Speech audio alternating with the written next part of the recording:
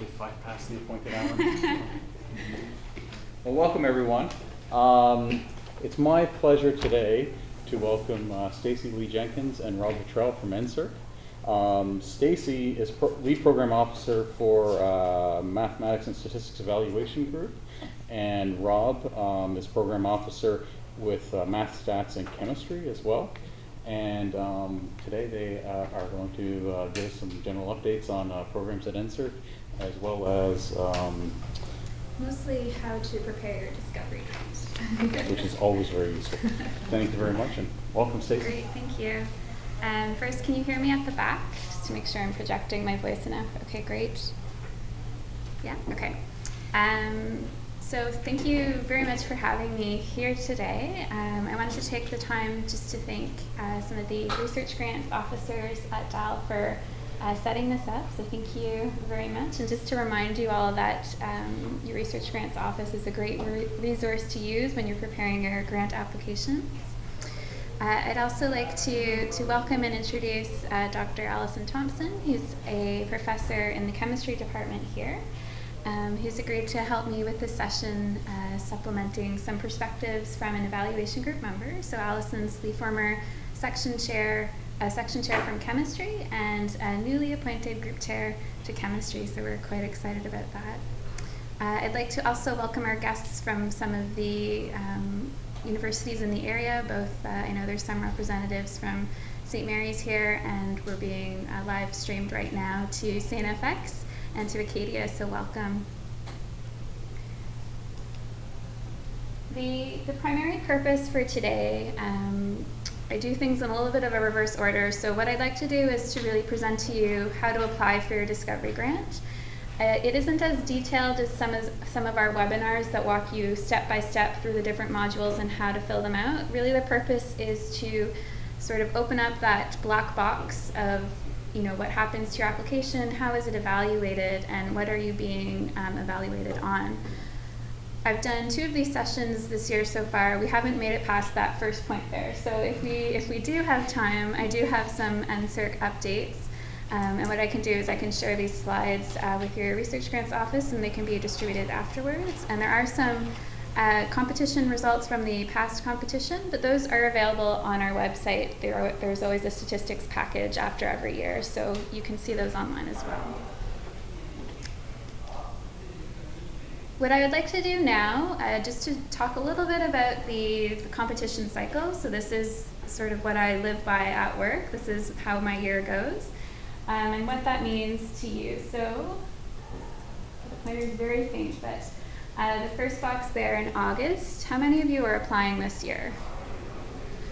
Many of you. If you're applying, the deadline to NSERC is August 1st for your NOI. Of course, there may be a different internal deadline to your university, so it's important to know those.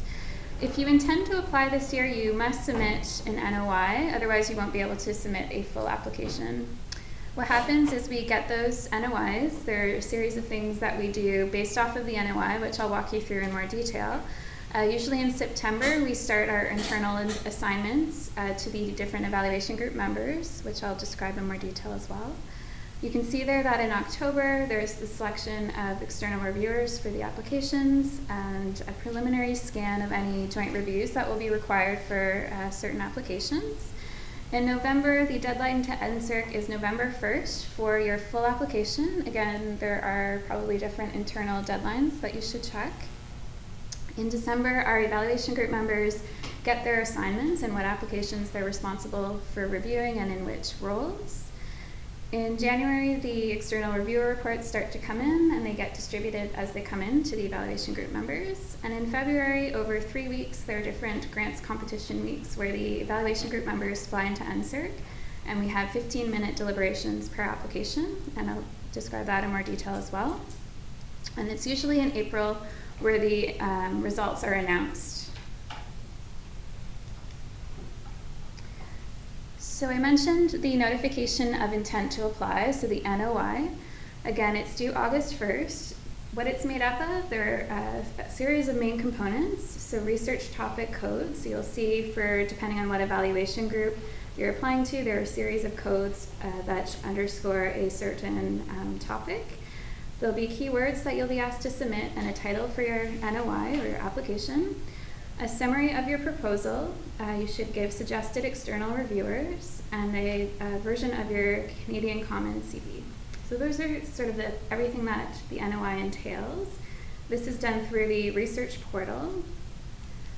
What some applicants don't realize is that the NOI is actually, it's quite important. It's not just a place card holder to say that you're going to be applying. Actually, quite a few decisions are based off of this document.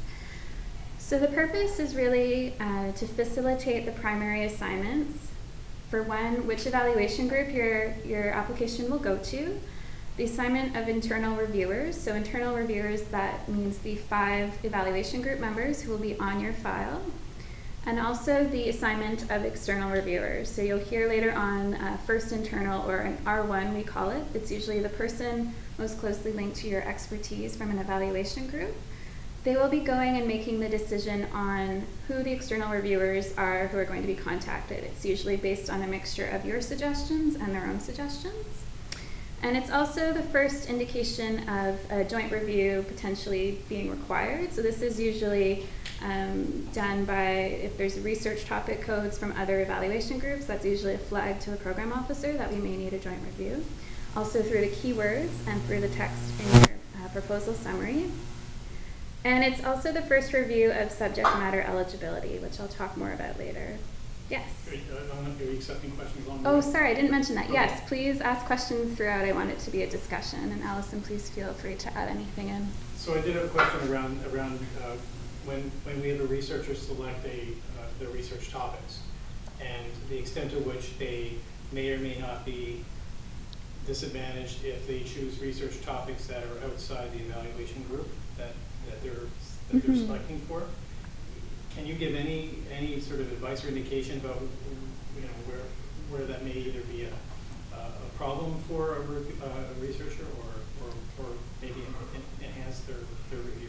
I'm not clear at this point if there's a benefit to that or not. Sure, so I can give my perspective, and I'm sure Allison has some perspectives too from what she's seen. So I've seen a couple of things. So there are applications, oh sorry, I'm supposed to repeat the question, right? So the question being that are you at advantage or disadvantage if you select research topic codes from outside of your evaluation group or your discipline?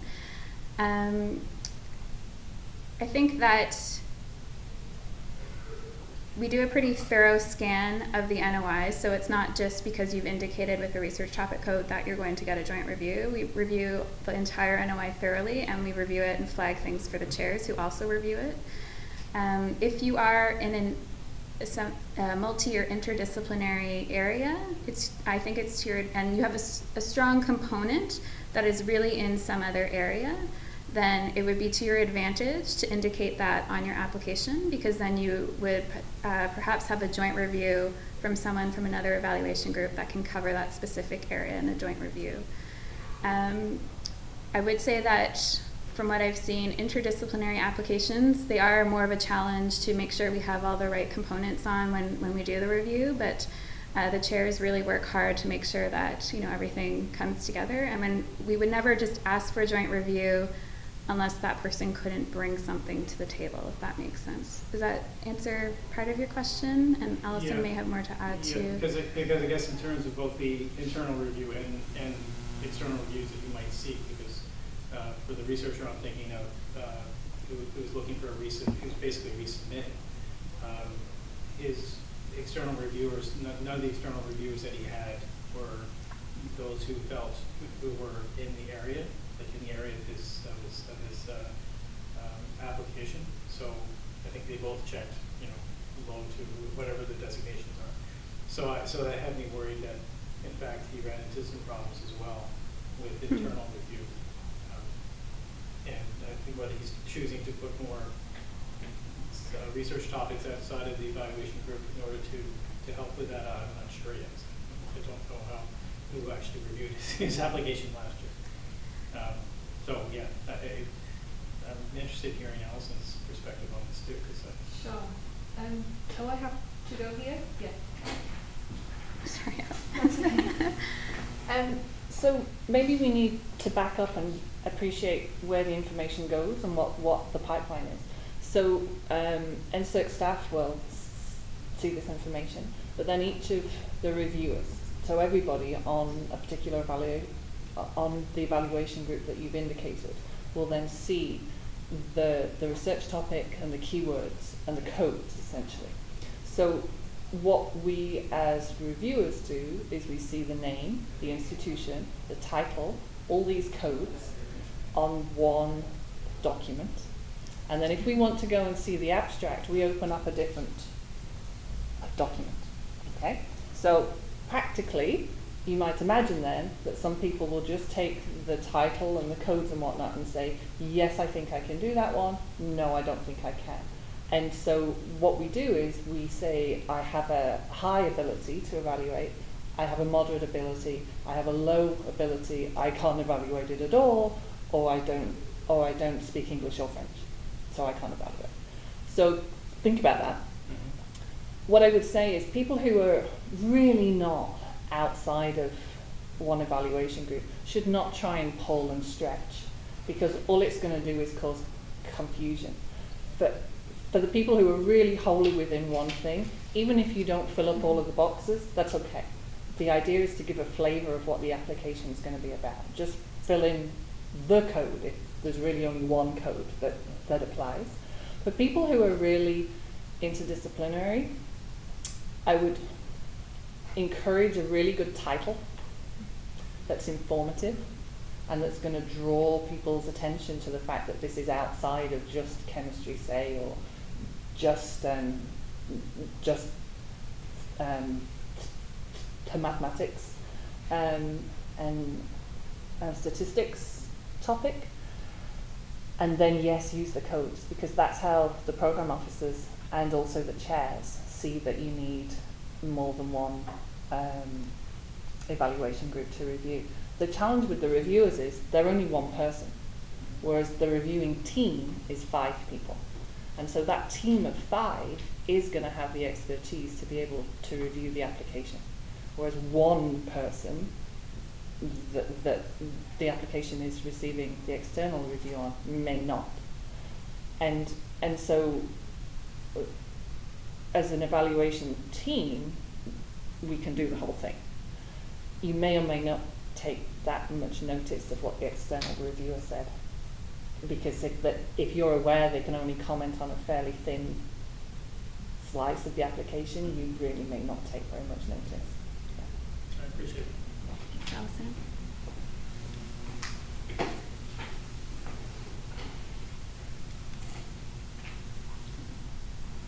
So this touches upon part of an indirectly related part of that question, I guess.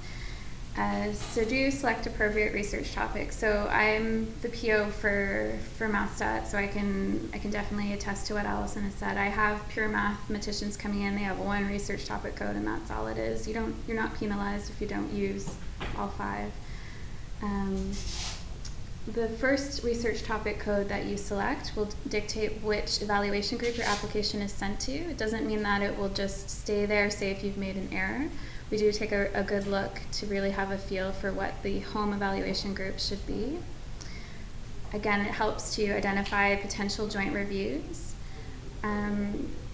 Something came into mind when Alison was just giving her answer. So I have seen cases where someone submitted a really vague and not well described summary or proposal summary, and that becomes difficult because then all of the members feel like they don't have high comforts because they're not really sure what this thing is about. So I would encourage you to have, as much as you can, a detailed summary of what you intend to submit. Now, if for some reason you've really changed your mind between the NOI and the full application stage, you're taking a slightly different direction, I highly encourage you to contact your program officer so that it's flagged to their attention and they can make sure to really go through that full application and make sure everything's okay in terms of assignments and external reviewer suggestions.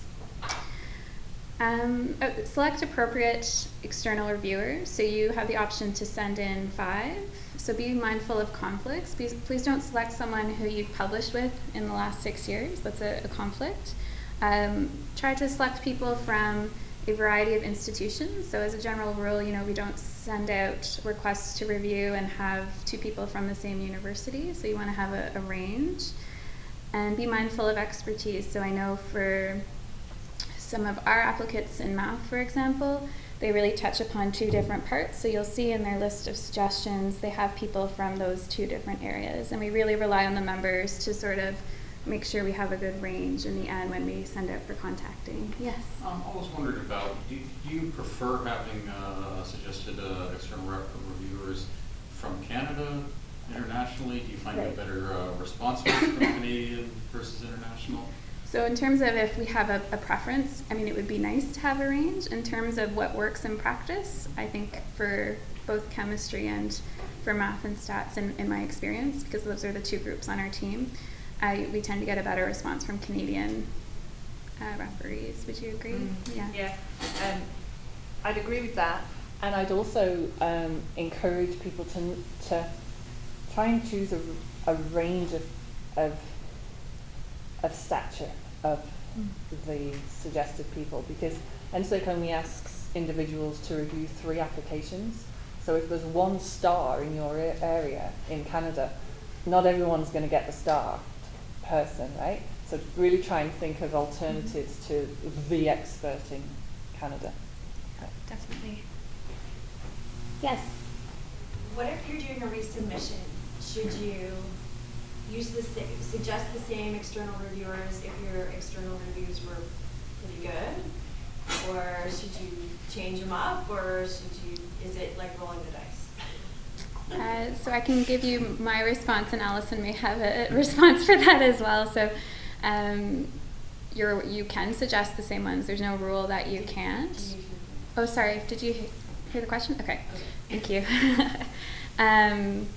So one thing that's important to know, when your application comes back for resubmission, it's considered fresh. So there is no, when this applicant submitted last year, if that happens, that would be shut down. In my experience, it doesn't happen. But you do run the risk that, say you ask for the same external reviewers, they can say, when I reviewed this application last year, so, I would just be cognizant of that, and Alison may have more to add on there. So I think just because you put the same people on the form does not mean you're going to get the same reviewers. So I just indicated that someone can only be asked to do 3. So there's already that criteria that's kind of over and above what the applicant has control over. And then you will, as a resubmission, have a different R1. So the person responsible for assigning or for inviting externals will be a different person. So they won't know. And even if it was the same person, they wouldn't be able to remember. And we don't have the details. So once we come back from competition week, we shred everything.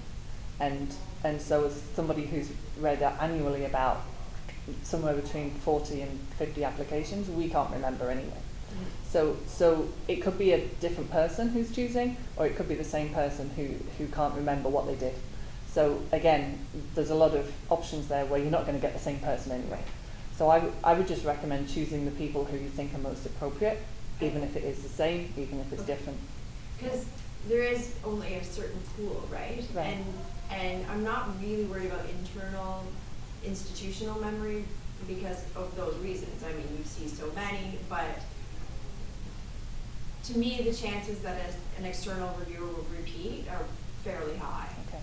So then, I guess the question will be, how do you address, I guess you just have to hope that you've addressed their concerns in your resubmission. And the other thing to remember too is that the R1 that's inviting, they'll choose some from your list and some from the list that they're generating from their own head. So even if you don't put that person, they may think of that person anyway. So you really have no control over who it's going to be, but try and put the best selection.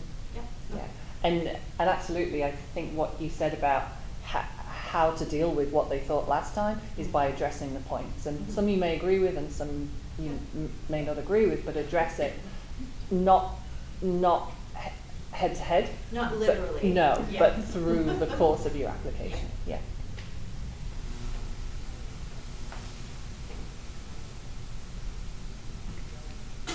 Okay, so we've been talking a lot about research topic codes and how they belong to different evaluation groups. So this just gives you an idea. There are 12 evaluation groups.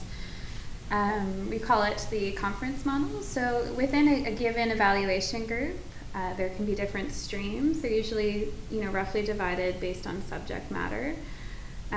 So that's within an evaluation group, and then that sort of dictates how many rooms are running at the same time, sort of like a conference, and there are different sessions happening at the same time. But the advantage here is also that you can pull expertise from other areas outside of the evaluation group. So that's when we have joint reviews, for example. And just to give you an idea of sort of how frequent these joint reviews are, I don't know if you can see it, but this just gives a table of the conference model in action this past competition year. And so basically here on the Y, or the vertical axis here, it's the reviewing or the home evaluation group. And it just runs from the top down in the order that the evaluation groups are. So gene cells and molecules, biological systems and function, evolution and ecology, chemistry, physics, geosciences, computer sciences, mathematics and statistics. And then the 4 evaluation groups there, so civil, industrial, and systems engineering, electrical and computer engineering, materials and chemical engineering, and mechanical engineering. I hope I got all those okay. So it gives you an idea of where you sort of see those areas that cross over. I can speak to my group. So mathematics and statistics, we are very much givers of joint reviews. So there were 56 files from outside of MathStats that had mathematicians or statisticians on them.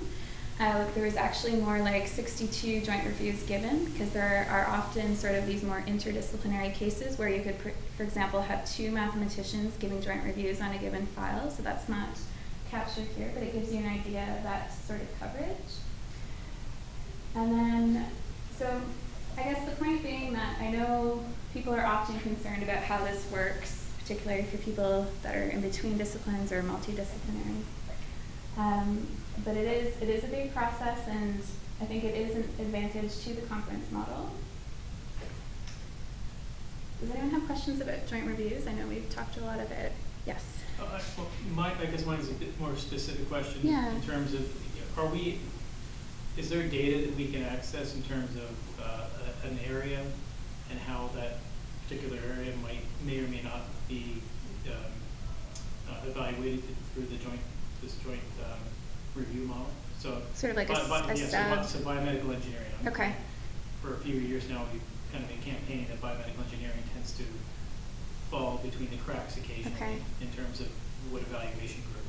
And so would there be data that would actually, where you could take you could figure out how those applications that have been identified as biomedical engineering would have been evaluated within this kind of joint review system?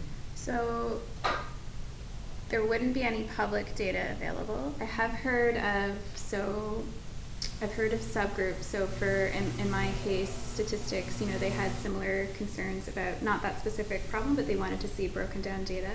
What you can do is you can contact the program officer for your area and make a request, and then based on that, they will often release data to different societies. So say if there was a society for that field. I suspect that basically if it's such a small subset that it would identify individuals, that you wouldn't be given that data, but I can say that I don't think that data would be public. I know we don't publish the number of joint reviews, although we share these slides, so theoretically you could dig down the slides and you'd have at least this sense, but it wouldn't break it down to that subdiscipline. Yeah. We can talk about it more after too, I can follow up with my colleagues. That problem before about if they think you can identify Yes. applications that the data won't be provided, but it kind of loses its effectiveness if you can't actually drill down on there. So I think it's important too, though. It's in a way protecting the identity of who the reviewer was as well, right? There was another question. Yes. So the decision of joint review Yes. is ultimately up to the evaluation group, even though it can be pushed by the applicant. Ultimately, it's decided by Yeah, well, ultimately, Or to answer. yeah. So the way, maybe if I give you a rundown of sort of how it works, then you'll have a clearer picture of everything. So we have an initial flagging, and Allison mentioned that, these spreadsheets go in. So there's the initial sort of matching of expertise to our own applications, and then there's a second exercise after we've flagged everything that we think might need a joint review. Then at a certain date, all the evaluation groups, we have a monster spreadsheet, we pull all the ones, so I would pull all the ones that have been flagged for 1508, I look at them, and they go to the members. Now the members go through a second expertise comfort exercise where they indicate their comfort with that area that's being asked for joint review. Sometimes it's really straightforward. It's like, yeah, they definitely need, a statistician in this area, and it's resolved. Sometimes, say one group says, well, they don't need a joint review in this, it's not necessary, but the other group's really pushing for it. If it can't be resolved with discussions between the two corresponding section chairs, it goes to a chairs meeting. So we have a virtual chairs meeting in November where everything's scheduled that hasn't been resolved or come to agreement between the two groups, and then we resolve all those cases. So I would say, ultimately the decision's done by NSERC, but it's largely, based on the feedback that we get from our section chairs, from our group chairs, who can see, subject matter wise, yeah, we really need someone in this, I don't know if that answers, or if Allison wants to add. Just that occasionally NSERC decides to wait until the full applications are in, because then you can really see what the application's about instead of perhaps what the NOI is about. Yeah, and What journals are being Yeah, so we do flag a number of those. We try to resolve as many as we can because I've run into this, there's a short timeline between getting those full applications and we want to be able to send out the full assignments to our members and post everything for early December, because we don't want to push it down towards Christmas, give them more time to do their reviews. But yeah, we do always have cases that we flag for the full application.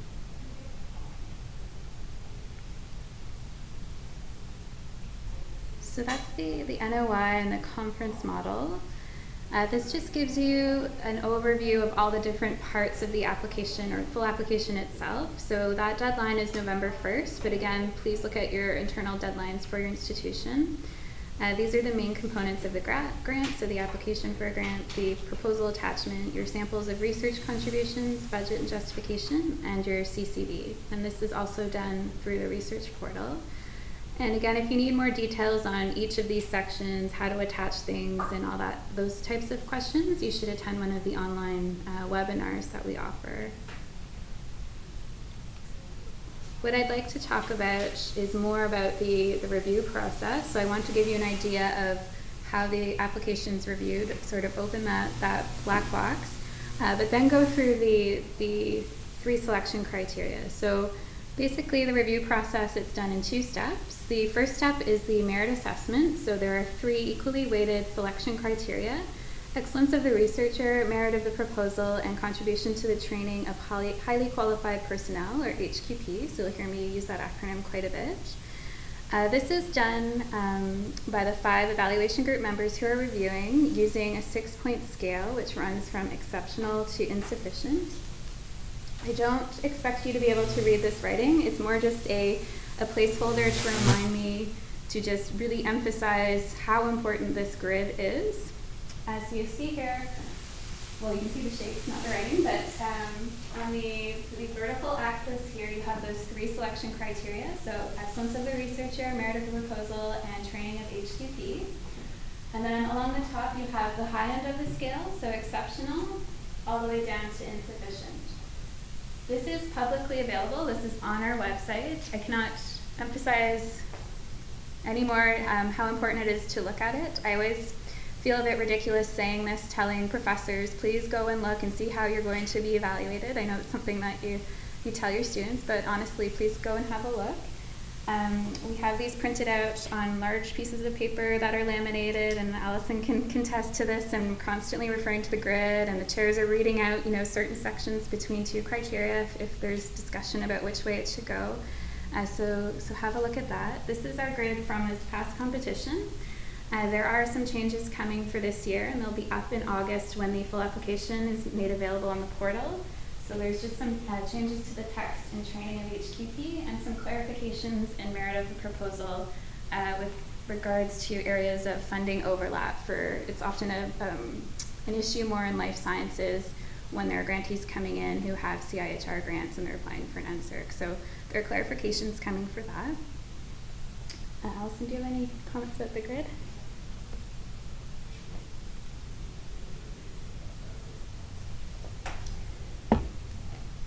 So I wanted to describe a bit about what actually happens in competition week, and we can also take this time to, if you have other questions just about how assignments are made. So what I'll do is I'll describe the conference model and I'll also describe then the roles of each of those 5 reviewers, and then hopefully have a better picture. So every application is assigned just under 15 minutes, so you can imagine how packed the days are for reviews. What happens is that the program officer makes sure when the next application is coming up that there isn't anyone in the room that's in conflict with that application. Normally I do this just by scanning the room because I have a list and I know who my members are, but sometimes, they're just sitting there not paying attention, so they need to leave the room. Did it work? Okay, perfect.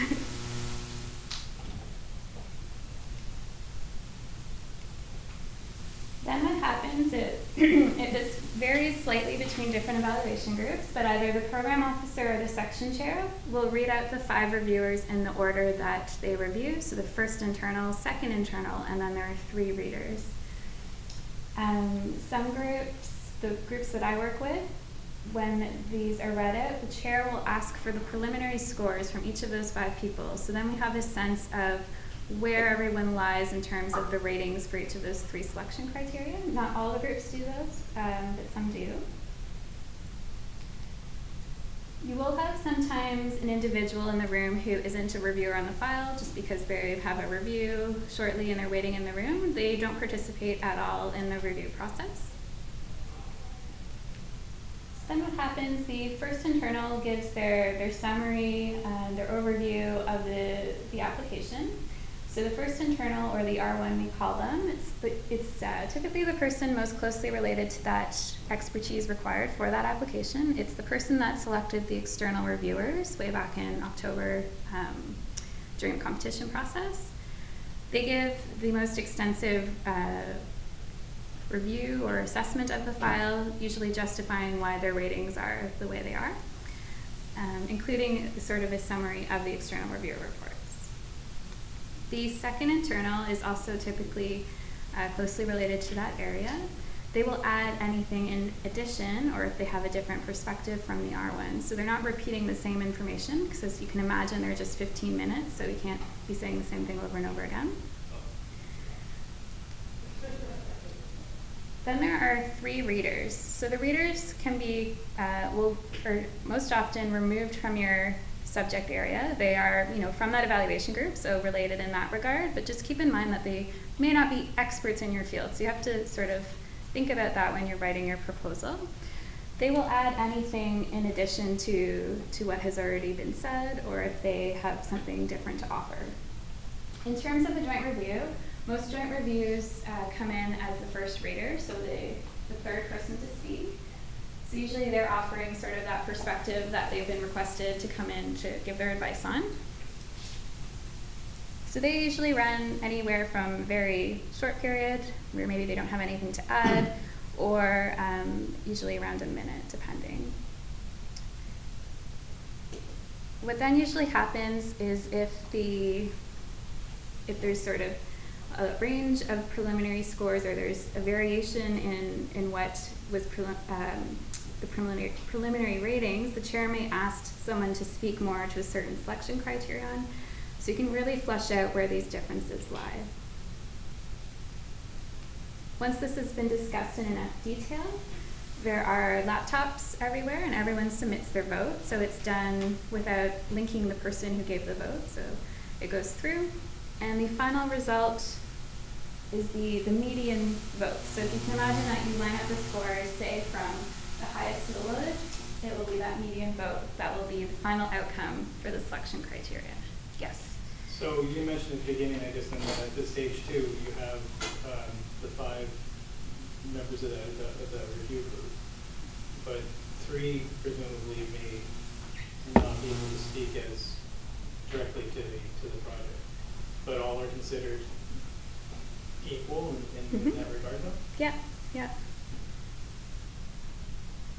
I know that there's a question that comes up a lot, and people seemed quite concerned about it. And again, this is an area-specific question for me, though, because I've noticed in terms of composition of evaluation groups, Yes. and where people might be able to traditionally send their applications, and the expertise in that group can vary significantly from year to year, and you would oftentimes be hard pressed to find 2 or 3 folks in that evaluation group who really reside in your area. So I'm just curious why the other reviewers might be given equal weight when they're maybe completely outside of your area. So I'll say a couple things indirectly related to what you said at first, maybe not answering that last question right away. So I definitely have sub-list disciplines in my evaluation group that have the same concerns. What I would say is that the R1 and R2 have a lot of weight or influence during the discussion. So I have seen people come in who are readers, maybe had ratings that were different, listen to the points, or during their portion asked for clarification on a specific thing that they were less familiar on because they're not in that field. So there is that dialogue. It's not just 1, 2, 3, 4, 5, okay, vote. There is a discussion. I would say that, and something that my statistics chair says often to our statistics community, you're being evaluated on your research program. You're not being evaluated the way you would be if you're submitting a manuscript and like someone's picking apart all of the science in it. It's slightly different. So they can do it even though they're not directly in your field. I've also seen, when they come in, at least in the 2 groups that I work with, chemistry and with math and stats, people are pretty on par because they're using that grid. And if you look at the grid wording, you can do that even if you're not right in that area. I think it can work both ways, right? Say your R1 or your R2 had way more weight. Well, what if it's someone that you don't agree with, and then they have all the weight? Like you need to have the 5. Do you know what I mean? Yeah, no, I understand what you're saying. I guess where I would challenge the process though would be particularly in the area where the evaluation of the proposal itself. So you have the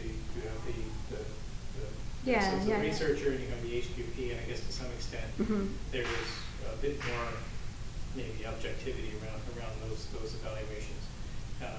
But when it comes to the proposal, I guess my concern would be that you would have some of the first or second reviewer evaluation diluted by reviews from readers who are outside of that area to the extent that that it may drag down a bit. Because it does make a difference, obviously, if you're very strong or outstanding, where you land in terms of your funding. So it's less a question about maybe getting your grant funded. It's a question of where you land bin-wise. And so I would wonder if there's any concern that if you don't have that kind of distinction between expertise within the evaluation group and weighting, that you might be disadvantaged if you don't happen to sit in a fairly conventional, less interdisciplinary type field. Okay. I know that readers tend to, for proposal parts, you can pull upon the comments from the external reviewers who are from that field. I think that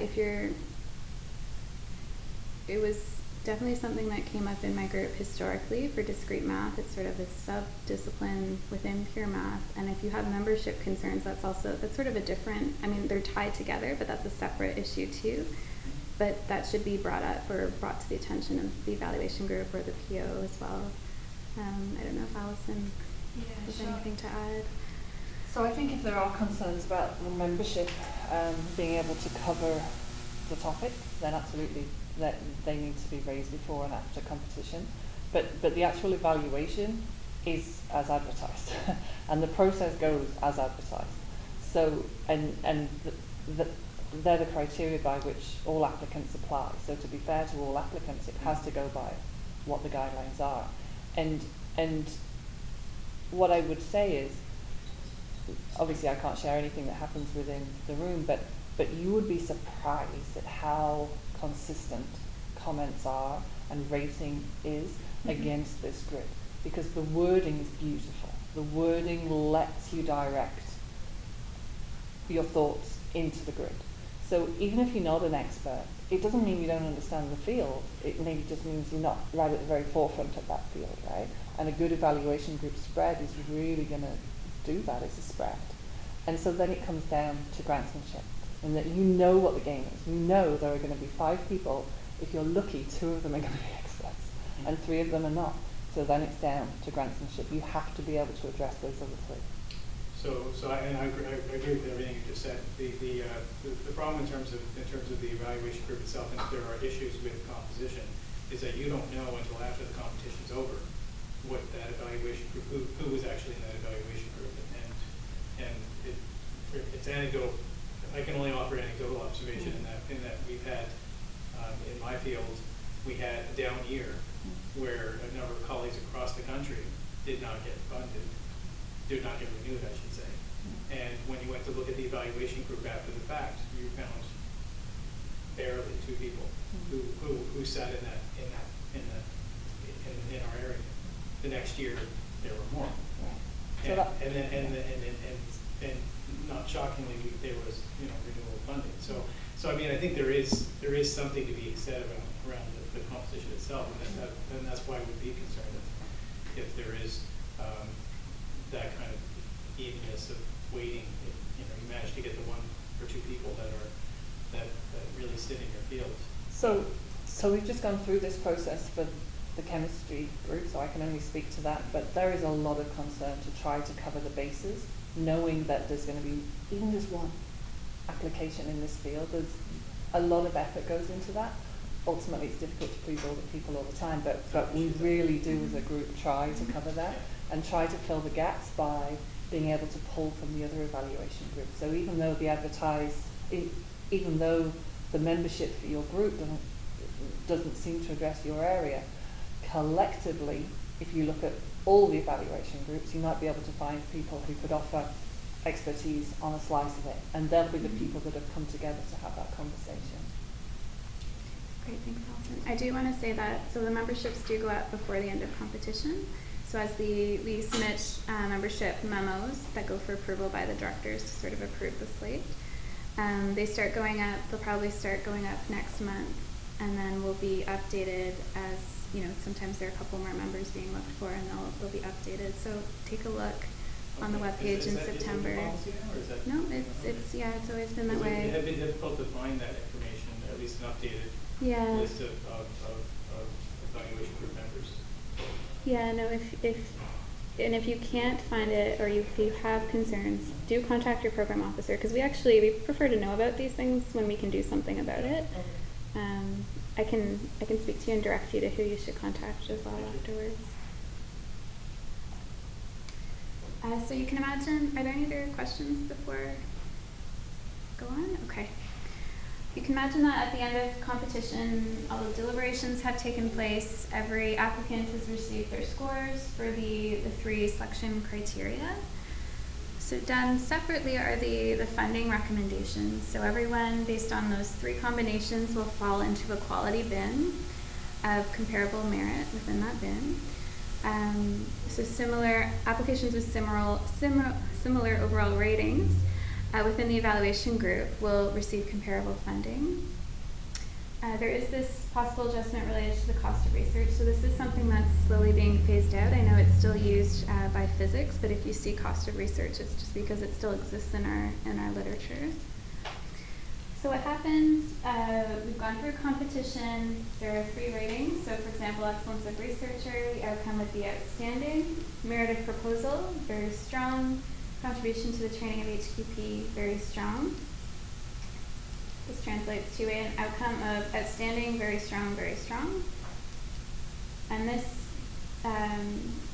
score, I guess you could call it, corresponds to a quality bin. So in this case, that would be bin F.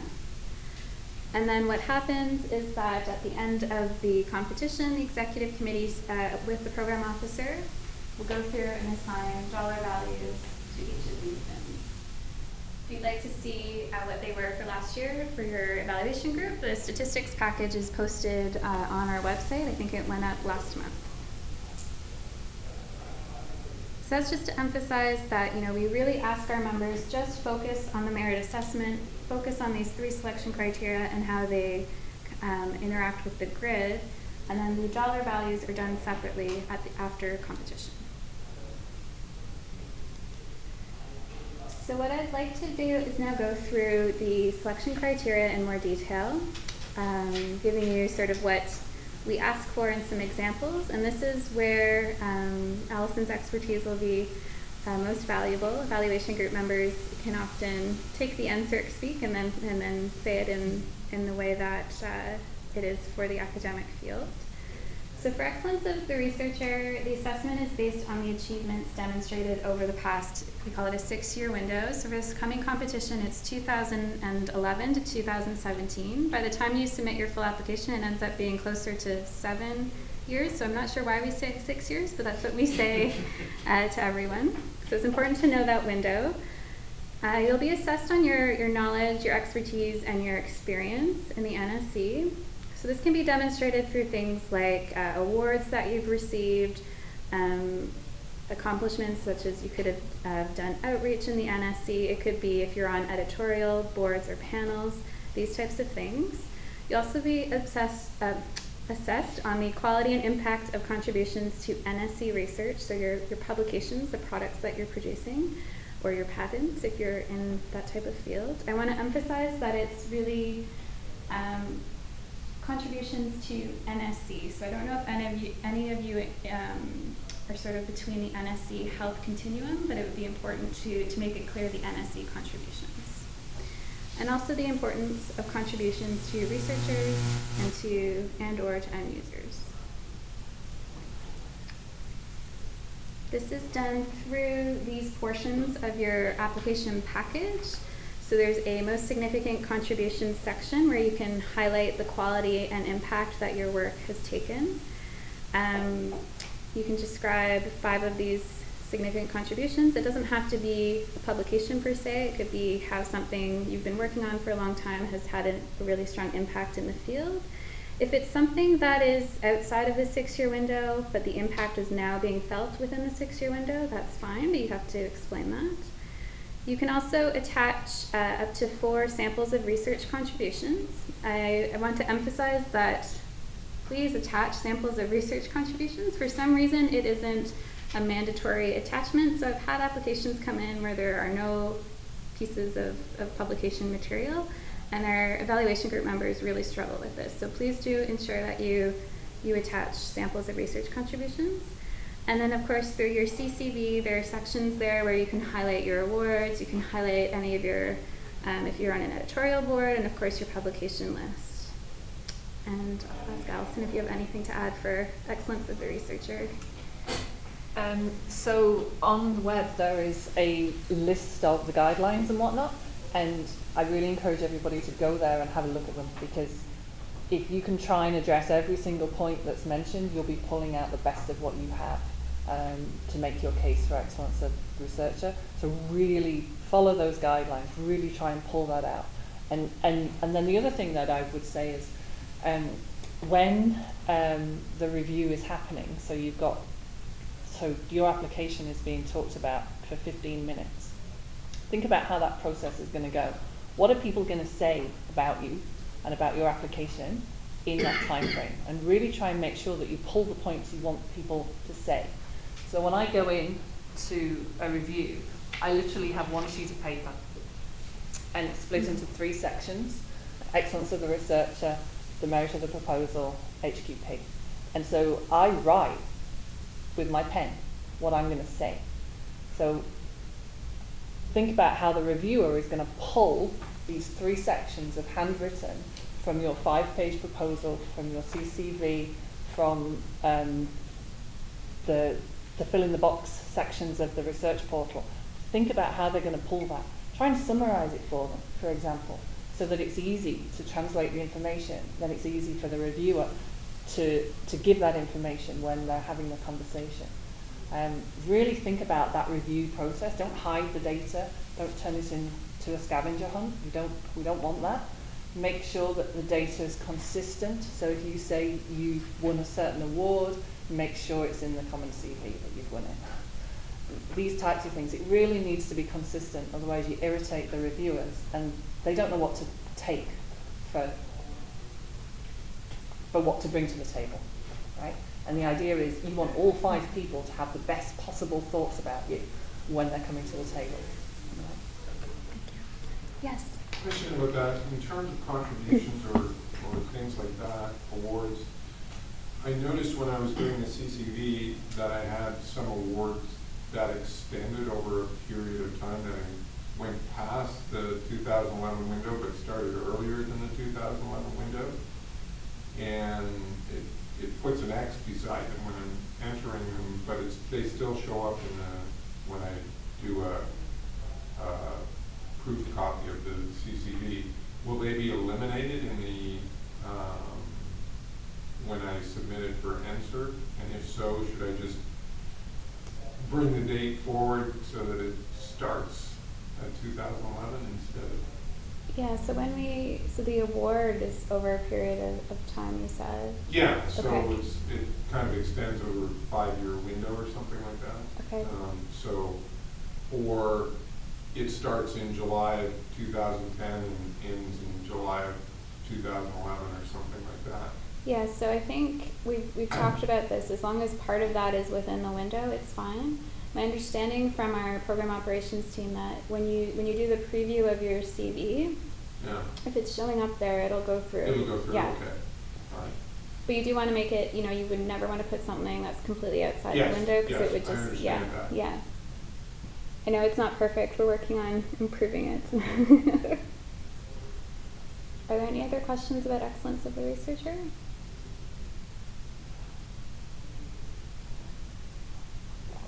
I would add, well, I'll come to that later actually.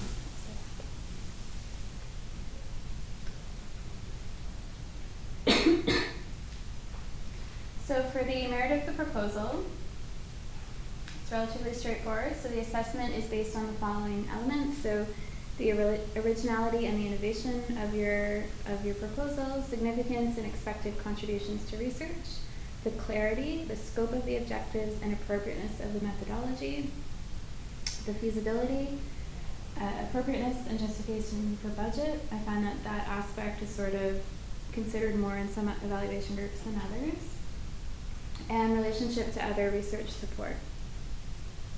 I want to emphasize that you have to really make sure that this is a research program. It's not a project grant. This is an ongoing program of research. So that would be my biggest key point of advice. I'm not sure if Alison, do you have anything to add about those components?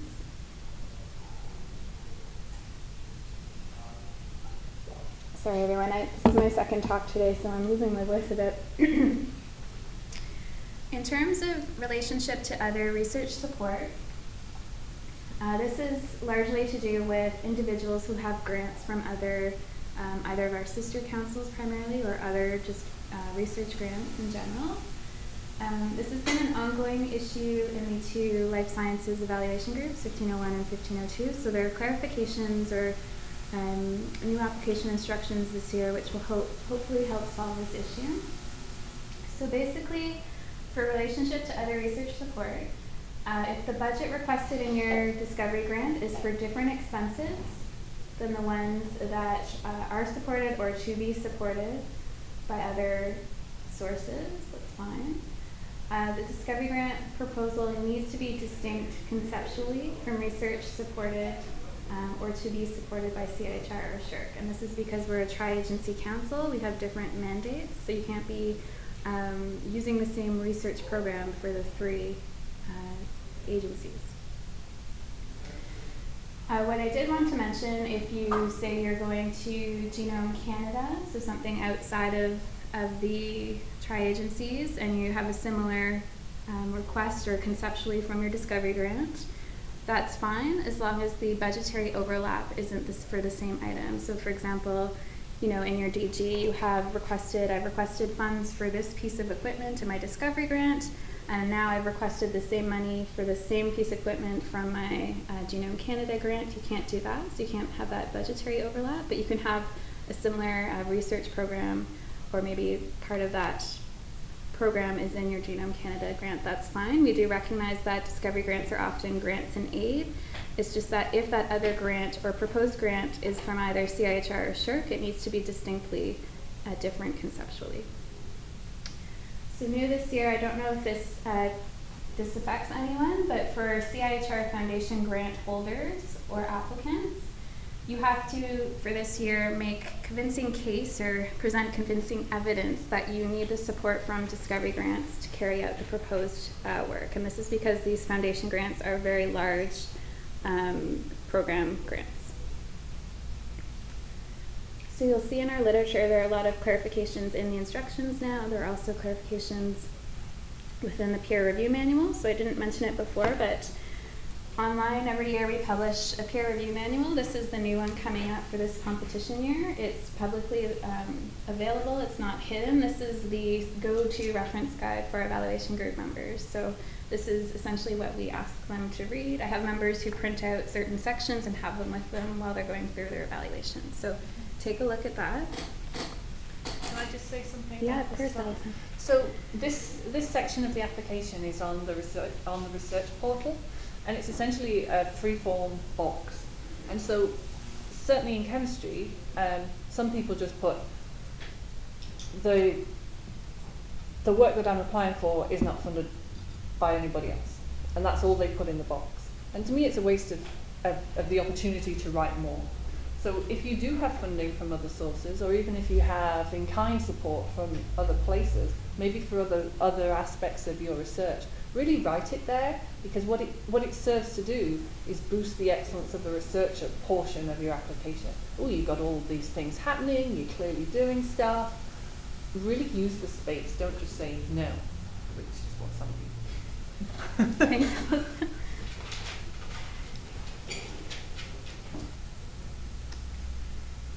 So the next thing that I want to talk about in relation to the proposal is subject matter eligibility. So sometimes this gets confused a bit with other sources of research support. But basically, just to draw your attention to these two web pages. So one gives the mandate of NSERC and what is funded by NSERC. So NSERC supports research whose major challenges lie in the natural sciences and engineering other than health sciences. So that's very important to keep in mind. Again, the intended objectives of their research must primarily be to advance knowledge in one or more of the NSC disciplines. So these links here, they say updated and new. They aren't in the sense that they've been up for a couple years, but just as a cohort, I realize this is the first time that you're seeing them. So please check out, the first link will give you just the mandate for NSERC, the SSHRC and CIHR mandates are there as well. What's really helpful is this link here. It's the addendum to the guidelines on eligibility of applicants related to health. And if you go on there, it'll have a table of the areas that sort of intersect both NSC and health, and it gives you examples of cases that are NSC eligible versus not. So take a look if you're in one of those fields. So for the merit of the proposal, these are the areas that you'll fill out that will tie into that assessment of the proposal. So your research proposal, keep in mind it's just 5 pages. There are presentation guidelines for NSERC, so it refers to the margin sizes and the size of the font. Please abide by them. You could technically be rejected if you try to squish everything in with short margins. There's 2 pages of reference, so that's in addition, it's not part of the 5. Your proposed expenditures and budget justification and relationship to other research support. So there's an area where you can attach or upload summary and budget pages. And also within the CCV, there's a research funding history section. Are there any questions tied to that merit of the proposal? For Allison, do you have anything else?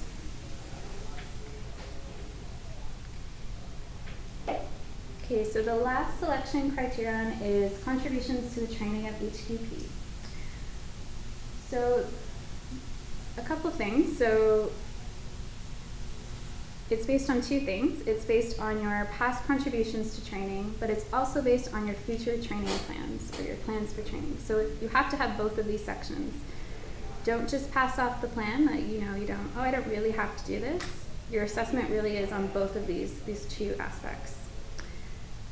What we'd like to emphasize, and it'll come up again and again, something that's been a bit of a misconception is that it's purely a counting game, and that's not true. So it really is based on the quality and the impact of the training, and we'll touch upon that more in the next slides.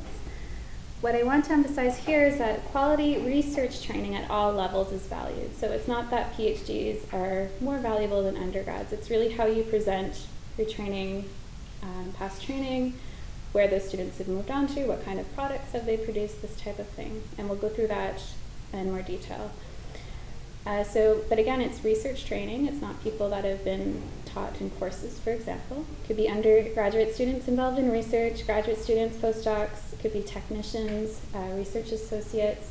And it could be, if you're in an area that ties to discipline or to government science labs, it could be other trainees from non-academic sectors, as long as it's research training, as long as you've been involved in that training. Yes? So the training that's taking place, if it's on, just want to clarify, if it's an NSE project, so you could define that project as an NSE project. It doesn't necessarily matter where the trainee is coming from. So I guess my question, so those of us who work in health-related areas and may involve medical students, dental students. Yes, that's a good question. Right, if they work on a project that is an NSC project, should they be counted as a trainee? Yes, so I can answer that twofold. So in terms of your past record, any kind of research training is considered. So that could also be, say you have a separate health component and they've done research training. You can include them in your past record of trainees. In terms of your future plans forward, as long as they're contributing to NSC research, because you're proposing this within the context of your NSC grant, that's fine.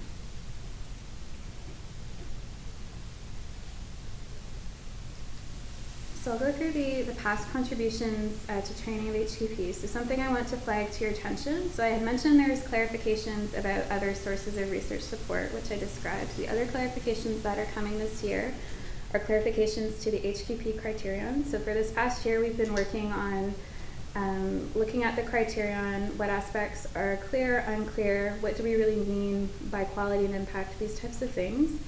It's been a year of consultation with a subgroup of Committee on Discovery research members, so some of the group chairs have been involved. And as a result to that, there are updated instructions coming to make it clearer and less vague to applicants on exactly what they're being assessed on. I feel like evaluation group members have a good sense, but this just sort of formally puts what they're already looking at in a clearer and more structured detail. So your past training will be based on the training over the past 6 years or 7 years, that 2011 to 2017 window. As I mentioned before, as long as it's research training, it can be considered. What's coming in the instructions, we've sort of taken past training and within the context of what is really impactful training, thinking back to, the training is important. A lot of discovery grants, a larger proportion of those grants goes to supporting HQP. So what are the important things for HQP to get? out of that experience. So there are now 3 components that the evaluation group members will be asked to look at. The training environment, so what type of opportunities were given to the HQP. You know, are they doing outreach? Are they having opportunities to interact with other research groups? These types of things. The other components, HQP awards and research contributions. So are the HQP receiving any awards? What type of products are they producing? So publications, are they co-authoring them? And then the last one there is outcomes and skills gained by HQP. So where are they moving on to? What skills are they getting? And the idea being that you can have an impactful career even if you don't move on to academia. So one misconception is that, you know, students or postdocs need to be faculty members for people to have successful outcomes, and that's not true. But it's just that they're taking the skill set and the things that they've learned during their time within your training environment, and they're moving on to these impactful careers, whether they are still NSC or NSC related. So it's not that we're completely changing the criterion. We've sort of teased apart aspects that already make good past training sections within the application, but just sort of formalizing it to give the applicants a better idea of the types of things that would be important. So this is really to focus on quality and impact of past training. Something that I want to emphasize, so this isn't new, but something that we continually explain. Things to consider, so explain the level, the context, and your role in supervision, and especially in co-supervision. So often, you know, applicants will list something on the co-supervisor. Well, what does that mean? Are you 50-50 co-supervisor, or are you actually the primary supervisor and someone's just doing a small part? You know, you need to make it clear to the evaluation group members what your role is in that supervision. I think some people think that, you know, if all your HQP are co-supervised, then that doesn't look good, and that's not the case, but you need to explain what exactly your role is. Note any delays in training, so that could be if you had delays in training because you were on a leave of absence yourself, or if your HQP, say, took longer to graduate because they were on a maternity leave, for example. So it's important to include that type of information. And this is just to show for early career researchers, the typical rating for HQP for them is a moderate, and this is because there hasn't been time to have that past training record. Often people have sort of unofficial supervision through their postdoc. So a typical rating is a moderate with a good or a plan that is present. The only way that an ECR could really sort of go up to that next level is if they have a past training record that would be equivalent to an ER with that same past record. Does anyone have questions about past contributions to training? Or Alison, do you have something you'd like to add? All I would add is to be specific. So I've read lots of past HQP descriptions that when I come to my form, when I'm going to handwrite something, I've got nothing to write. Even though I've read a whole page of text, I've got nothing to write. It's all and I'm going to train people and they're going to do a good job, and they're going to be in the lab sometimes and they're going to be in the library sometimes, and be specific, right?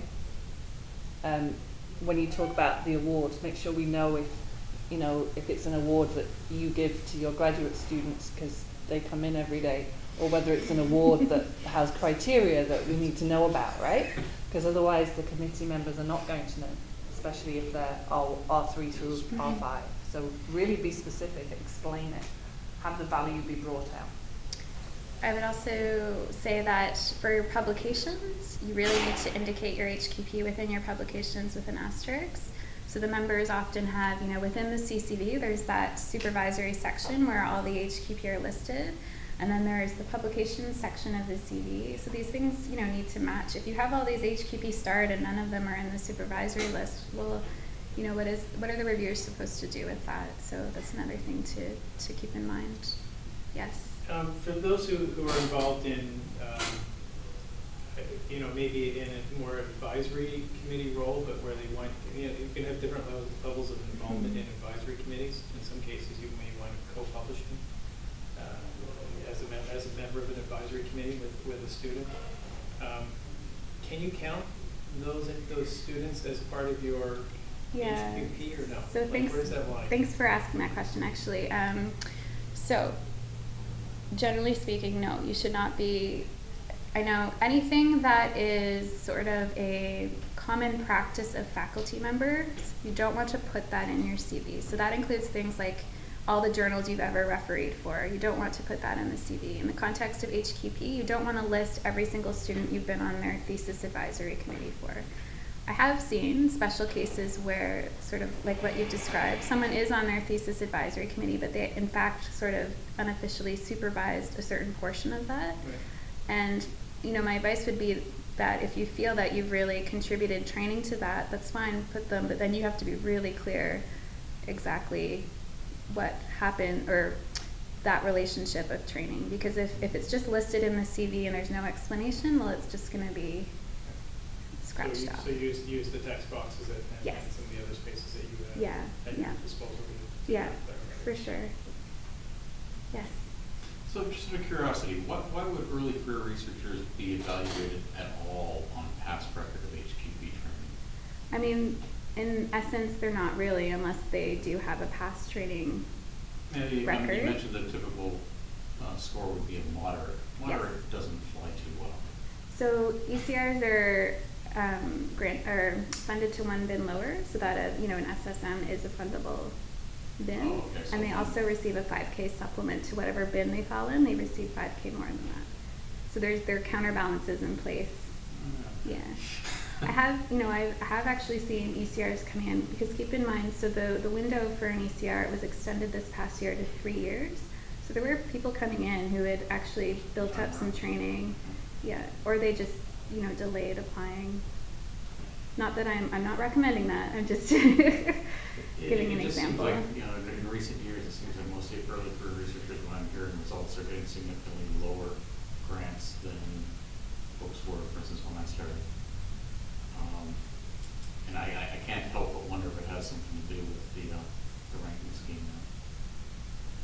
Yeah. Well, I don't know about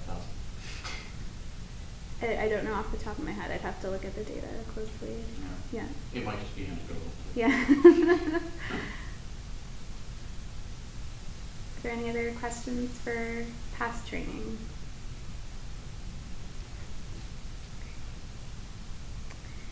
So I mentioned there are two aspects to training of HQP. So there's the future training plans. There's clarifications in the instructions. I don't want to say that there are changes. Largely what we did was we sort of took what we heard from members throughout different competitions about what makes a really good training plan and sort of formalized it a bit. So for this year, there are two components. Training philosophy, and I don't want that term to scare you, and I'll explain why, and research training plan. The objective here for both the changes of the past training and the future training plan is just to give some guidance on what is expected for this criterion, and also to clarify for members what information is there, or give clear information for the members for review. The training philosophy, so it doesn't have to be wishy-washy, but it's just basically your approach to training, your essentially training the next generation of scientists, engineers, how you approach that. So how do you give knowledge transfer? How do you make them independent researchers? This will of course vary for depending on the type of HQP you're training, but also just by individual, also the resources that are available to you. The research training plan, it's largely what was the sort of easier part of the training plan to understand previously. So this is now, you have your proposed students that you're training. How do they link to your objectives in your proposal? What types of students are covering which aspects? So now linking like what the trainees coming in and who will be doing what. I don't know if Allison has something. So I just wanted to mention that. I wanted to mention, so we do have an HQP FAQ document. We've had it for a couple of years, and it was usually geared more towards the evaluation group members. With these changes coming in this year, we've revamped it. We've thought about the things that have come up in discussions amongst ourselves. And there's a new FAQ. It'll go up when the application's available. It'll look like this. It's geared for applicants. It's written for applicants. I strongly, strongly encourage you to take a look at it. So the FAQ document, the peer review manual, and the grid are all great resources that people don't necessarily look at. And of course, read the instructions for the application. So again, the HPP information, where is it coming from? From the application portion itself, there are 2 text modules, the past contributions to HPP training, and then the HPP training plan. And then within the CCV, there's a supervisory activities and contributions. That's where you're entering in your HPP, when they started with you and what they're working on. Again, any trained HPP who have co-authored with you should be indicated with an asterisk on your publications. And generally speaking, we really say, please do not use academic advisors. So people will use this and then list every student that they've been on an advisory committee with, or have guided through maybe a study, 4th-year studies where they're writing a review paper. So you should be really not using the term academic advisor.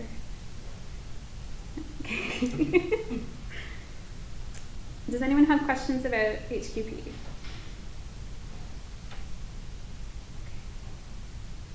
I would encourage you that while you're going through the process, if you run into something where because it's the first year with the modified instructions, if you run into something that you really like or something that you think could be improved, whether it's through just more space to write something, please do contact us. So I'm actually on the working group, so we'd like to be able to sort of monitor how things go, and it's sort of difficult for us to think of a way to do this, so that would be helpful.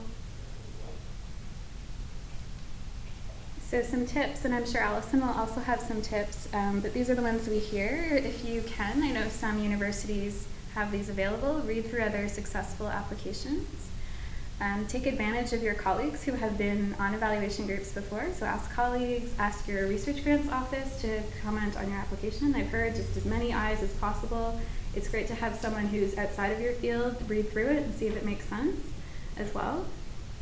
Plan ahead. So I gave you the NSERC deadlines, but there are usually different internal deadlines, so please make note of those. And use the resources available to you both through NSERC and your research grants office.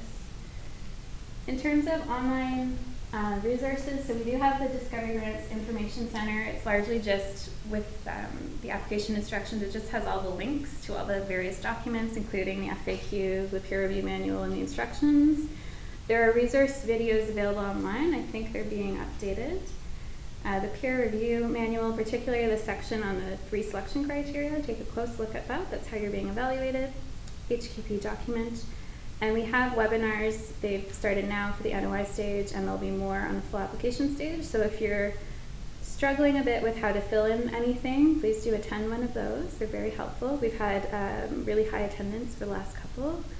And if you have some discipline-specific questions that you're not sure how it's handled, do contact your program officer for your evaluation group. We can, generally speaking, program officers can answer all the questions, but sometimes if it's really discipline-specific, it's best to contact the person responsible for your group. Allison, do you have any other tips? So your previous slide had, try to get other eyes on it. What I would encourage you to do is to get some kind of a draft together that you're fairly proud of, but don't agonize over the exact wording, and then give that to somebody who has been around the table and been part of the discussions. Because if they do a good job of helping you make your application stronger, they're going to have a lot of comments, they're going to have a lot of pen for you to consider. So if you've agonized over the exact wording and tried to squeeze it into your 5 pages, and it's just a waste of time if you're then going to have to go back in and change it. So have it good enough that people are really seeing what you were planning to write, but don't agonize over it before you give it to somebody. Thank you, Allison.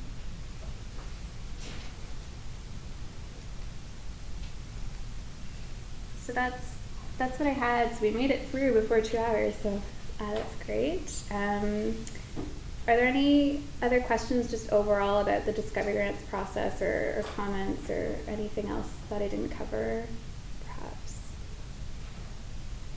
Yes. I'm not sure you mentioned it going back, but in the conference model, how does that work when you have two committees, when you have a joint review? How is it modified? Okay, how does it proceed, basically, Yeah, how does it logistically? proceed?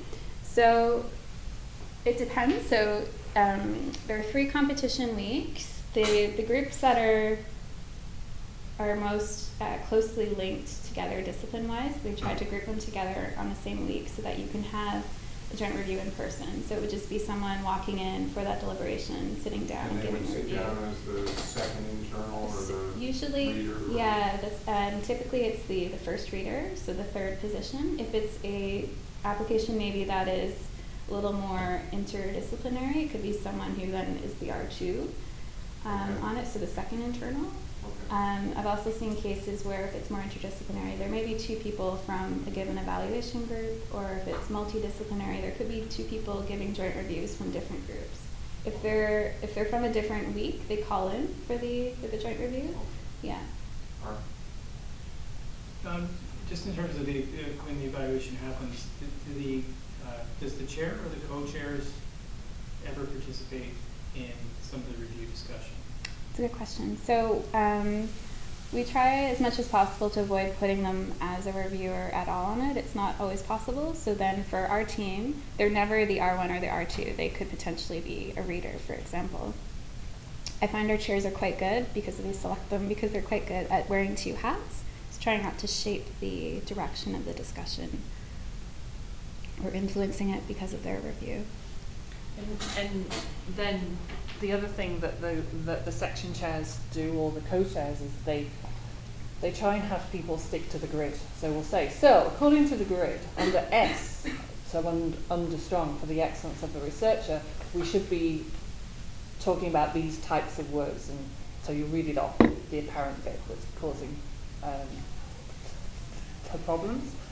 You sometimes hear people, especially early on in the week, using superfluously enthusiastic language, and then they're rating as a strong, or maybe even a moderate. And you say, okay, so back to the grid, let's try and use the right wording to describe this type of application.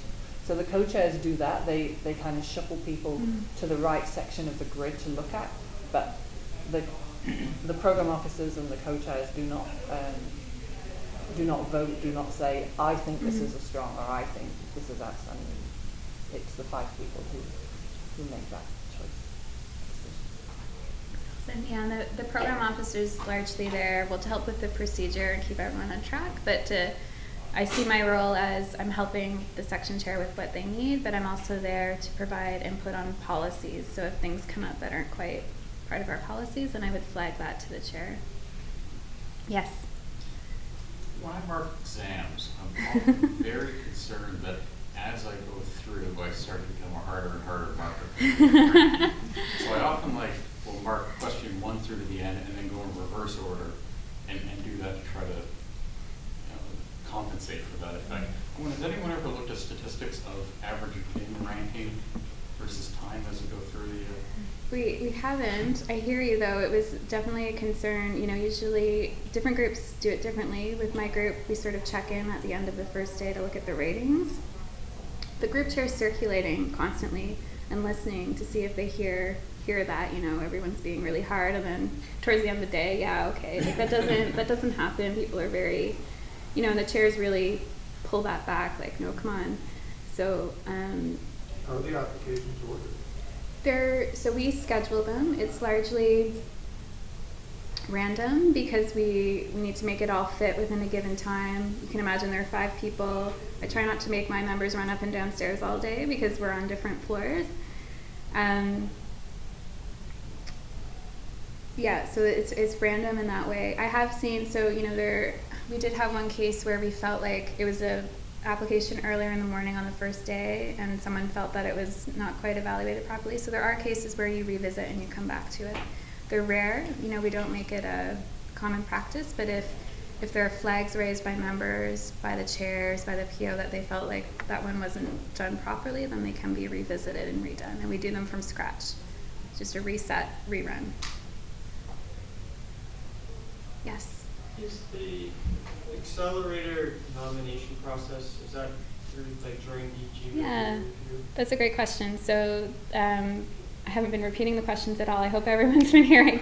So it's a question about the DAS process and how that works. So what we do on our team, I don't know if I have the slide here. We ask our members throughout if they feel that an application would be a good DAS nominee to flag them to us ahead of time, just so we have an idea of how many we might be getting. What happens is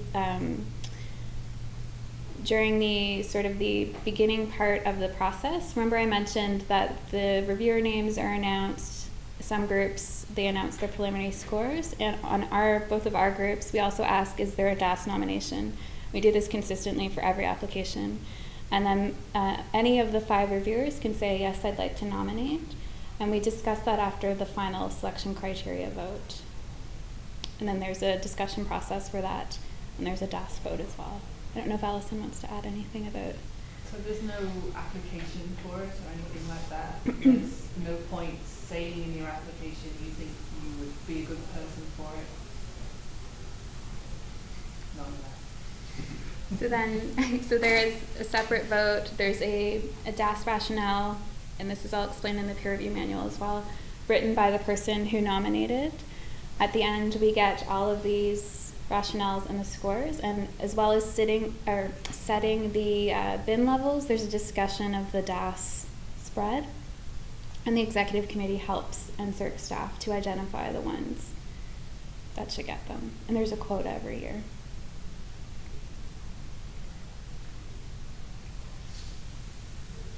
Yes. For HQP, could you also consider visiting scientists if they come from some other place to learn what it is that you're doing in your lab? So it would depend if it's sort of a colleague and you're just showing them your tools. No, if it's, a postdoc coming over, you're training them, sure, but you need to explain that, yeah. I would absolutely have them in the application somewhere. Yeah. Yeah.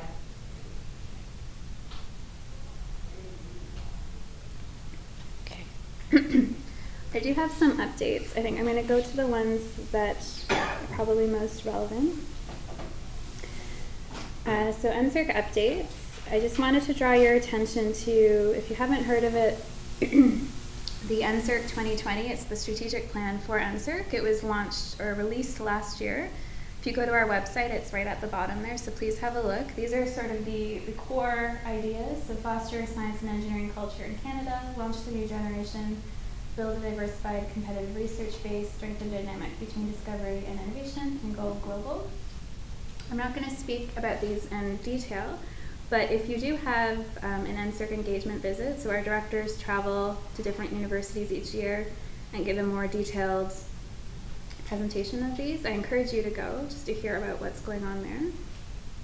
Something I did want to mention, and I didn't mention it in HQP, but this is around building a diversified and competitive research base. I've heard it's coming more and more into universities, but also just to be aware that NSERC has a framework for diversity and gender equity. So recognizing and integrating diversity and gender equity as key components of research excellence. So there are a number of things that will be slowly onboarding starting this year. So implementing gender-based analysis plus agency-wise. So as staff members, we're going to be required to have this type of training, and it's basically looking at how our different policies and programs are, or gender, if they're affecting the way we're looking at things based on diversity and gender. So we're getting that training, but also there will be at some point an onboarding to our evaluation group members for them to have similar training. It's really just raising awareness of and mitigating bias. So this is usually through potential unconscious bias and recognizing if you have one or not. Promoting the integration of gender, sex, and diversity considerations in research design. So that's for certain fields, but mostly in terms of diversity in research teams. So as I mentioned with the changes in HQP, this one part that I didn't mention is that the way that gender and diversity considerations are slowly going to be built into discovery grants is through the HQP training plan. So if you have examples of where you're recruiting a diverse group of students, or if you have, a gender balanced or gender parity within your team. You won't be penalized if you haven't built this in, but the idea being that it could potentially, play more weight or add to your favor in terms of your assessment. So you will see more of gender and diversity language built into all of NSERC programs. It's slowly being built in through Discovery Grants, through the HQP training plan. Increased equity and diversity on selection committees. So these are for us for evaluation groups. So I know our goal is to have more gender parity within our groups, which is easier for some groups and not so easy for others. So for my group, for Math Stats, we managed to have 44% women this past year, which is great. The idea that we want to be able to break down competition data, such as success rates for male and for female, for example, to see if there's, a bias going on there. And you may hear ongoing consultation and engagement with the stakeholders about how this framework is built in to the different grants. So I just wanted to draw your attention to that. I mentioned this, so how it's being built into the literature. I won't read it out to you, but it's just snippets from the upcoming instructions, and I can share these with you, through the Research Grants Office. Some other relevant updates for you. So the early career researcher, there's a whole bunch of different things going on with this through our early stage researcher working group. So this past year, it used to be that the ECR window was 2 years of your first eligible position without prior independent research. For this past competition, it was 3 years, so we've extended that window, and this is to support early stage researchers.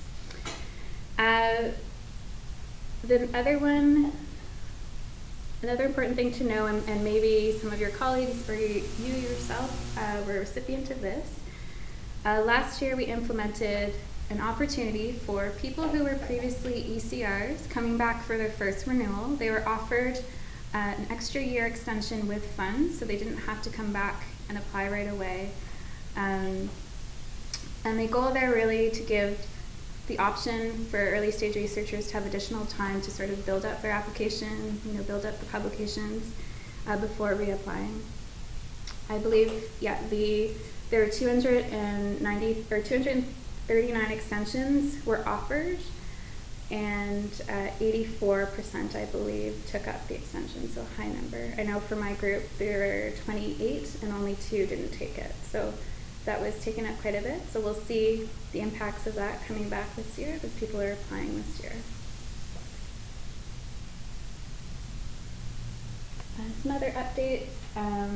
There was a D&D NSERC Discovery Grant Supplement. So it's for supporting discovery-based research, but specific target areas from D&D. This was a separate application module within the application, and the assessment was done entirely separate. So this isn't managed by NSERC. We facilitate it through the discovery grants process, and then everything goes to D&D, where based on the final ratings and based on what's proposed in that little text box, they made the final decisions. So there were 20 supplements at $40,000 each per year for 3 years.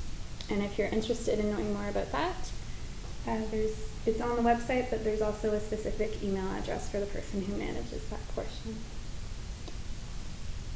Oh, one thing I did want to mention, my apologies, is something that just recently changed. So going back to early career researcher, you'll also see another change to the definition. So there's that 3-year window, but now sort of how we see independent research is being changed slightly. So basically now it's just you have to be within 3 years of your first eligible academic position. So if you had previous independent research experience, say through industry or say through the government, now that won't be counted in terms of when your window starts for your ECR window. So this is to help people who have more nonlinear career paths before coming in to the academic setting.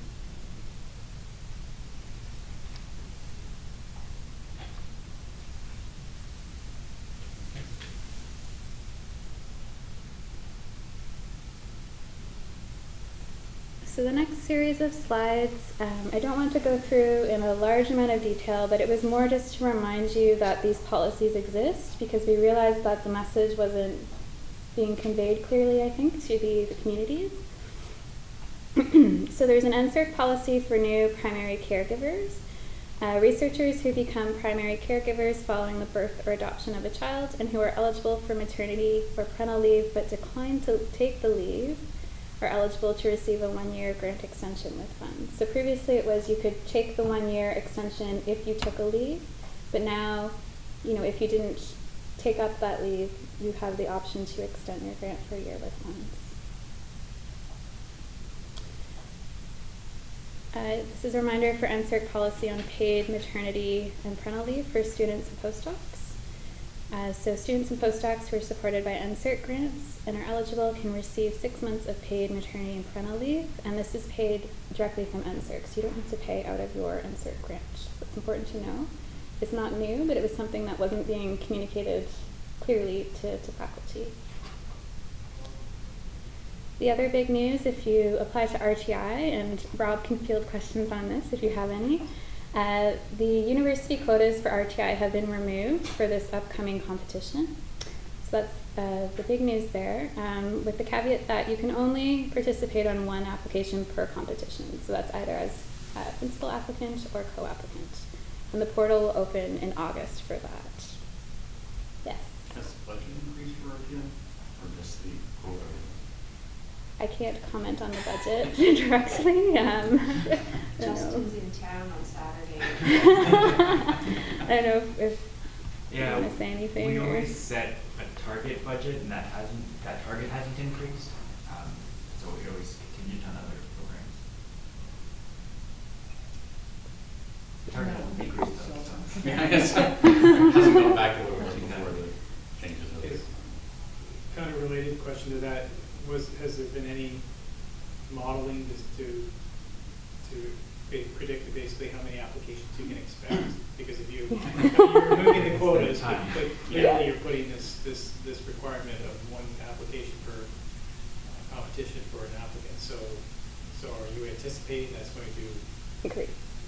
decrease the number of overall applications you'll see to the competition? I see what you're saying. Or are you really, because it's one thing to remove quotas, right? But there are only so many researchers, and what you've seen in past years in terms of multiple applications from a particular. I know researcher. Rob's done the Yeah. poll for this. I'll let you. We're expecting potentially no change, but we're expecting an increase from anywhere from 25% more applications to double. Like that's kind of from our perspective, it's the worst case scenario in terms of workload, but it's the best case scenario in terms of researchers getting equipment that they need. So we are. Success rate's going down. Well, that's a good point. The aim of success Well, it has rates to- has to tends be to the be, way. well, exactly, it does. We always aim to have about a 1/3 success rate, and obviously if there are fewer applications, that might go a little higher, but I think if we did see a large increase, that might be more incentive to increase the budget as well, but again, that's to kind of get that target success rate. So we're really waiting to see what happens and reacting from there, because otherwise we're just doing a lot of recruiting, try to get people to evaluate the applications, and they may not show up, but we're preparing for that eventuality that they do show up. So under the quota system, so RTIs years ago used to be very often an individual application. Under the quota system, we were being encouraged to put forward sort of group applications. Yeah. Now that the quota is being removed, and also with this criterion of only one application per researcher, is the expectation of group applications still there, or is this going back to being more of an individual application? I think again that's something that we'll see. We don't really know. We're trying to get a sense of wherever we can. If people we're asking right now, anyone we can, try to get a sense of how many people are applying and whether they're planning to apply as a co-applicant on a grant, or if they're planning. But there's no penalty to being an applicant yourself. So maybe we'll see more individual applications. maybe the question would be why the change? So what was if we understand the motivation for the change, then we might be able to better understand how those applications should be pitched. Yeah. Right? The two changes are Sorry. the changes were taken completely separately. The second change of having only one application per competition was to manage workload mostly. The change to remove the quota was really asked for a lot from the community, so that's why that change was made. And then to counterbalance, if we let everyone apply to as many applications as they want, that would probably get out of hand very quickly. But I mean, Yeah, but what you might that's see what it is was now before. everyone's gonna put in their own as opposed to a Yes. grant, Yep. right? So. Yeah.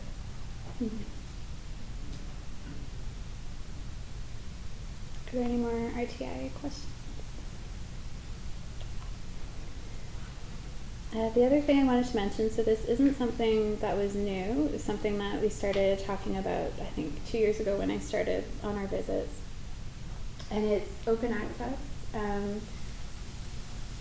So I have this here just partly as a reminder, but also just to clarify what it means, because I think sometimes people panic a little bit. But the link is there. It's a tri-agency initiative for open access policy on publications. So basically, the idea being that researchers must make articles freely available online within 12 months of the publication date. This applies to research coming out of grants awarded May 11th, 2015 and onward. How to comply, so depositing a final peer-reviewed manuscript in a repository and or submit final peer-reviewed manuscripts to journals that offer open access. So before anyone asks questions, I just want to clarify that this doesn't mean that you have to publish everything in open access journals. I know that's initially what people hear and then have a panic because I realize that's expensive to do that often. It's just basically that it's freely available in some type of repository. So a couple of things, it would be good to, and I don't know if we have anyone here from library services at your university, so I know that a lot of the libraries are looking at creating repositories for you to be able to do this. So that's important to know. I know just inherently some disciplines already have these repositories that it's already built into the culture to put these publications in, so that's also something important to know. I get asked, how is this going to be monitored or tracked? And I don't have an answer for that right now. It's something that our evaluation team is looking on, but I just simply wanted to have this here. So if you've been a recent grantee, just to keep this in mind with your publications. Yes? It is important to realize that not every journal will allow you to do either A or B there. Yeah, so you have to choose your journals such that one of those two is actually allowed. So it's something that the open access team at the tri-agencies is working on with journal publishers, because we realize that there can be restraints. And the desired impact of this is not to impact where you're publishing as an unintended consequence, so that's what's being looked at. I think when they looked, it was something like 80% of publishers would allow you to comply with this, so I know that they're in conversations to make that possible. Is there any plan to make available a list of journals that comply with these so it's easier to go? Yeah, that's a good there is question. one called Romeo out there where Yeah. you search these things, but it would be interesting for the tri-agencies to actually have a list and guidance saying this journal allows you to do this, this journal allows you to do this. So then you don't have to go digging through their copyright issues. I can bring that back to, I have a colleague in open access, I can definitely give that feedback. List of ones that don't corrupt. Yeah, yeah, a shorter list, right? Yeah.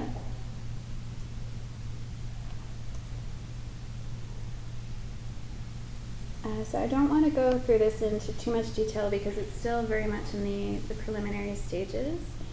But just to give you the link, so when you have the presentation, you can know where you need to go look. But over the coming months, the tri-agencies are seeking input from the research community on some draft policy texts that they have with regards to data management and how to best realize the principles that you'll see in this statement. My understanding is that the general principle being that universities are slowly going to be mandated to have some type of data management put in place with regards to research data. I just want to clarify, this doesn't mean that your data has to be open access. That's not what this is about, but just something in place for the management of data that's at that university. That's about as much as I know right now, but I just wanted to mention it because there'll be consultations in the coming months, so just to make sure if you have a strong opinion on that, or if you have suggestions, to please be part of that consultation. That's all that I had for the updates. Does anyone have any questions about the updates? If they're really general, hopefully I can help answer them, or I can get back to you as well. I don't know. Yes? Who decides who's an early career researcher? That's a good question. So the program officers do the scan, and they make the assignment. I can speak to how myself and my colleague work, because we work very similarly. There are cases sometimes where it's a little more borderline. I'll go to my chairs just to ask for clarification on a certain position so that they can help with that. For some groups, when they send out the assignments to the evaluation group members, so which applications they're on, some groups will actually include a column about the assigned candidate status. So the idea being that if there's something wrong with the way we've assigned it, that they'll tell us before competition. It does happen sometimes that during competition, because it's marked for the chair to see early career researcher or established researcher. If we've made a mistake, it'll come out during the deliberation and it's fixed. Yeah. I think it'll be even easier with the new definitions because it'll be much more clear-cut. The cases that were harder were ones that were previous research experience outside of academia, so then it's a little bit of a struggle to figure out. Have you thought of having it be self-identified? So there is a module coming in this year, So similar to the D&D, during the application part, there's a supplements drop-down menu. There is one coming this year for early career researcher, so that they can say, this is why I'm an early career researcher. NSERC has the final decision, but the hope there is that the applicant will clearly indicate. I think the problem is that sometimes you have a position that's actually maybe not independent research experience, but you're also trying to beef up your application when you're describing all of your tasks. So it's sort of to be careful.